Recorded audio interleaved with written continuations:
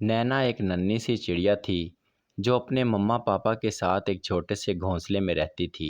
इसके घोंसले के आसपास बहुत सारी छोटी बड़ी चिड़ियाँ रहती थीं। नैना की भी बहुत सारी सहेलियाँ थीं जिनके साथ वो खेलती थी। नैना वैसे तो खुश थी, लेकिन उसे एक बात बहुत उदास कर देती थी कि उसका घर बहुत छोटा था। वो हमेशा अल्लाह से दुआ करती कि उसे बहुत बड़ा घर मिल जाए ताकि वो अपनी तमाम सहेलियों को बुलाकर खेले। नैना का ये घर इतना छोटा था कि वो अपनी किसी सहेली को भी नहीं बुला सकती थी। नैना की मम्मा उसे अक्सर समझाती कि घर छोटा है तो क्या हुआ, तुम इसमें भी अपनी सहेलियों को बुला सकती हो। लेकिन नैना यही कहती कि यह घर छोटा ही नहीं, ख़राब भी है। यहाँ मैं अपनी सहेलियों को बुलाऊंगी तो वो मेरा मजाक उड़ाएंगी।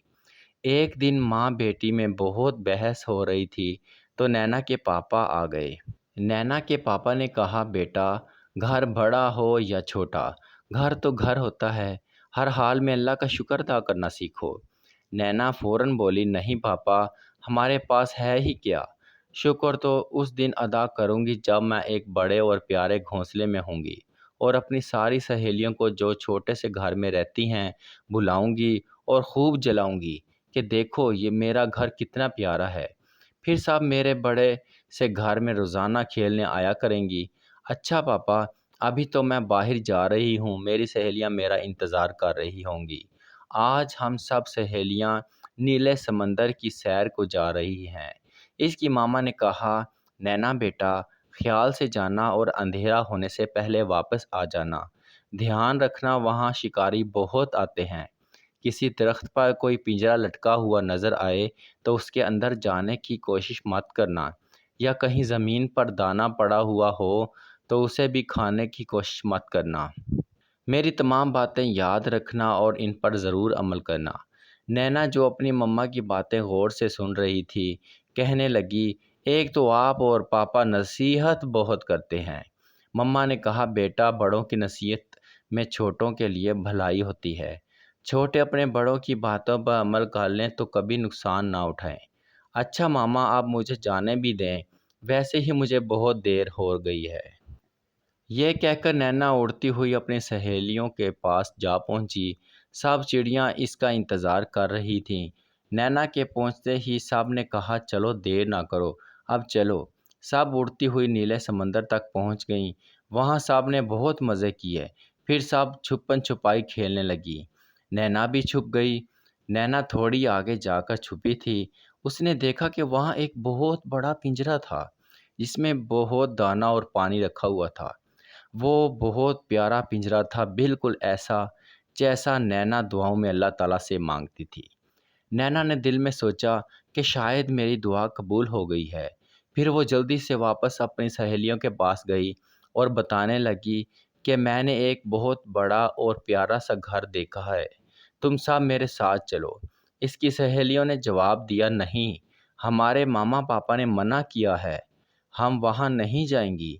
नैना बोली, तुम सब जाओ या ना जाओ, मैं तो वो पिंजरा ज़रूर अंदर से देखूंगी।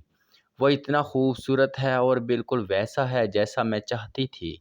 यह कहकर नैना उड़ गई, उस पिंजरे तक चली गई। साहब ने उसे बहुत मना किया, लेकिन उसने किसी की बात नहीं सुनी और इस पिंजरे के अंदर चली गई। जैसे ही नैना पिंजरे के अंदर गई, पिंजरा फ़ौरन बंद हो गया। ताहम नैना खुश होकर पूरा पिंजरा देखने लगी। काफ़ी देर बाद उसकी सहेलियों ने कहा, नैना, हम जा रहे हैं। अंधेरा चारों तरफ फैलना शुरू हो गया है, घर वाले परेशान हो रहे होंगे। नैना ने कहा, हाँ चलो, मैं भी चलती हूँ। लेकिन अब नैना को बाहर निकलने का रास्ता नहीं मिल रहा था। सारी सहेलियां नैना को छोड़कर चली गईं और कहा कि हम तुम्हारी मम्मा पापा को भेजते हैं। इस तरह नैना अकेली रह गई और रोते हुए मम्मा पापा का इंतज़ार करने लगी। इतने में वहाँ कुछ शिकारी आ गए। इसे देखकर कहने लगे, देखो, आज एक ही चिड़िया पकड़ी गई, लेकिन है खूबसूरत। इसको तो मैं अपने घर ले जाऊंगा। इस तरह एक आदमी ने नैना का पिंजरा उठाकर अपनी गाड़ी में रख दिया और सब सामान इकट्ठा करके जाने की तैयारी करने लगे। नैना रोते हुए इनसे कह रही थी, रुक जाओ, मेरे मम्मा पापा को तो आने दो, मैं इनके बगैर कैसे रहूँगी।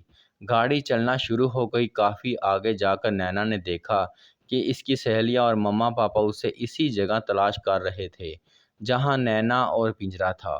फिर नैना एक बिल्कुल अलग जगह आ गई जहां ना उसके मम्मा पापा थे, ना उसकी सहेलियां और ना ही वो खुले आसमान में उड़ सकती थी। इसके पास कुछ भी ना था। हाँ, बस एक चीज़ थी जिसकी वो ख्वाहिश करती थी। वो था उसका बड़ा और प्यारा पिंजरा।